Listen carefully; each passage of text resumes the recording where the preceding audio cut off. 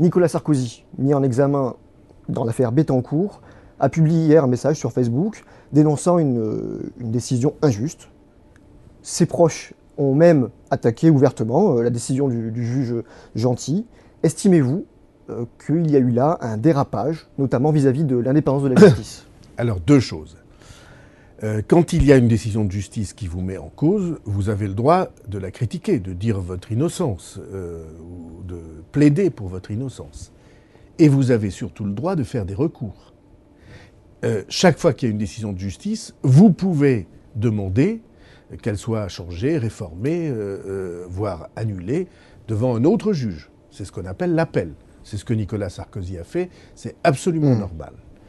On va voir d'ailleurs d'ici quelques semaines ce que la Cour d'appel de Bordeaux, ce qu'on appelle la Chambre de l'instruction, va dire de cette mise en examen. Mais cibler un juge en l'attaquant personnellement, en disant qu'il déshonore la justice, ça, c'est une atteinte portée, au fond, aux règles qui font qu'une démocratie existe. Parce que, qu'est-ce que c'est qu'une démocratie vivante ? C'est trois choses. Une représentation pluraliste du peuple, pour qu'il y ait débat, et la séparation des pouvoirs. Deuxièmement, une presse libre, que des journaux, des sites puissent faire apparaître des informations qui autrement seraient restées sous le couvercle. Et troisièmement, une justice indépendante, pour qu'elle n'ait pas peur de s'attaquer, y compris aux puissants. Parce que le principe d'une justice respectée, c'est que cette justice, elle s'attaque, elle ait le courage de mettre en cause des puissants autant qu'elle met en cause des faibles. Lorsque Henri Guénaud met en cause personnellement le juge Gentil, il a tort? Vous le condamnez? Oui, je pense que c'est une faute.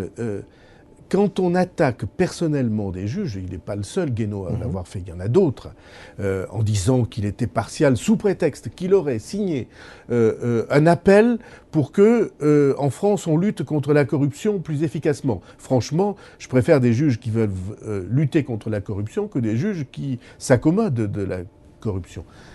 Et j'espère qu'il n'y en a pas. Donc oui, je pense que c'est une faute. François Bayrou, les affaires concernant Nicolas Sarkozy ne sont pas toutes soldées, loin s'en faut, puisqu'il y a Karachi qui suit son cours, il y a les sondages de l'Élysée, et dans le même temps, on a il y a l'affaire Tapie. Il y a l'affaire Tapie, il y a même ces comptes de campagne qui sont d'une toute autre nature, mais pour lesquels on n'a pas de décision. Ça fait beaucoup de choses. Est-ce que c'est pas un peu prématuré, tous ces sondages, toutes ces déclarations spéculant sur un retour de Nicolas Sarkozy sur l'avant-scène de la politique? Bon, ça c'est le jeu politique classique habituel. Comme vous le savez, parce que je vous l'ai dit, personnellement, je n'ai jamais cru que Sarkozy était parti. Donc je ne suis pas étonné de ce qu'il veuille son retour. Il a le droit.